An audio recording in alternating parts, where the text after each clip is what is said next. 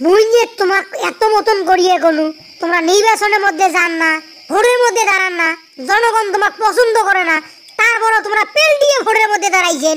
দেখে রে কৈতরি বেগম, মোর বাপ দাদা 14 গোষ্ঠী নির্বাচন করিয়ে আসছে, হ্যাঁ মেম্বার চেয়ারম্যান ইলেকশন করিয়ে আসছে, মুই দাঁড়াইছং তার ক্ষতিটা কি? এবার তোমরা কিসের জন্য নির্বাচন করবেন? গেল বছর তো জনগণ তোমাকে ঘাড় বাজে চেয়ারম্যান করিয়ে দিছে, সেই জনগণের তোমরা কি সেবা যত্ন করছেন? গরিব দুঃখী সেবা যত্ন করছেন? জনগণ গরিব দুঃখী তোমাকে কোন দুঃখে ভোট দিবে? জনগণক ভোট দিবেন নয়, জনগণক ফান্দত ফেলাইয়া ভোট নেওয়া নাকবে, তারপরও এই উপজেলা নির্বাচনে মোক জয়ী হওয়া নাকবে। এই ভোটের দ্বারার কি নিশারে?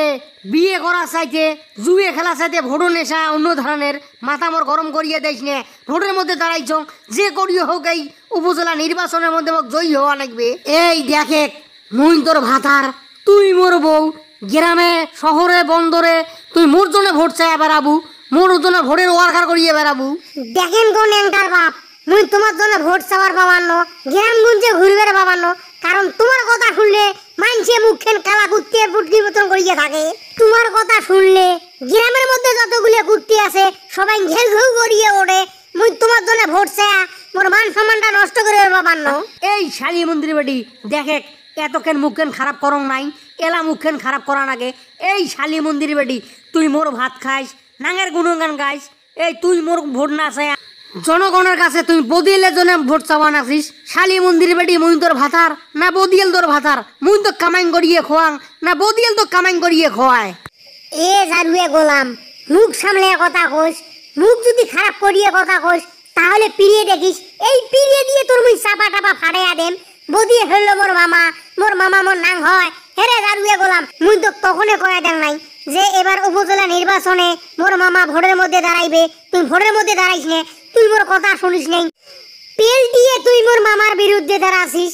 মোর মামার পিছনত জনগণ আছে, সাধারণ গরিব দুঃখী মানুষ আছে, তোর পিছনত কয়জন আছে? তুই তো একলা একলা উপজেলা নির্বাচনের মধ্যে ভোটত দাঁড়াছিস। সাধারণ জনগণ মোর মামার দৌড় করিয়ে দাঁড় করিয়ে দিছে, তুই মোর কথা শুনিস নাই।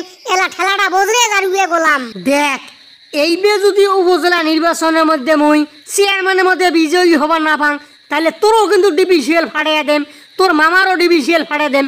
শালী মন্দির বেটা বেটিরিয়ে পাইছেন কি মোর বিরুদ্ধে লাগছেন?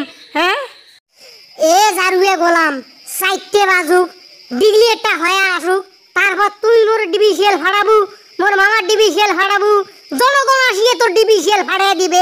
সাইটে খালি আল্লাহ আল্লাহ করি বাজবে দে, ভোটের ডিগ্রিটা হবার দে। কে গো মফিজ ভাই, ও মফিজ ভাই, তোমরা বাড়ির মধ্যে বসিয়ে আছেন, তোমার খবর শুনছেন গো মফিজ ভাই? ও মফিজ ভাই, কি খবর সেটা শুনবেন নন? আরে কি আর খবর শুনিম, মুই তো ভোটের মধ্যে ফাঁস হয়ে গেছ।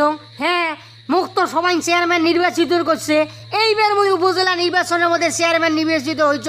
মুই এবার সাধারণ জনগণের 12:30 বাজে ছাড়িয়ে দেন। আরে মফিজ ভাই, তোমরা সাধারণ জনগণের ডিবিসিএল ফাড়ার আগত সাধারণ জনগণ আসিয়ে তোমার ডিবিসিএল ফাড়াইয়া দিবে, কারণ তোমরা থার্ড প্লেসে চড়িয়ে গেছেন, তোমার মামা শ্বশুর ফার্স্ট প্লেস হয়ে গেছে, তাই উপজেলা নির্বাচনের মধ্যে চেয়ারম্যান নির্বাচিত হয়েছে।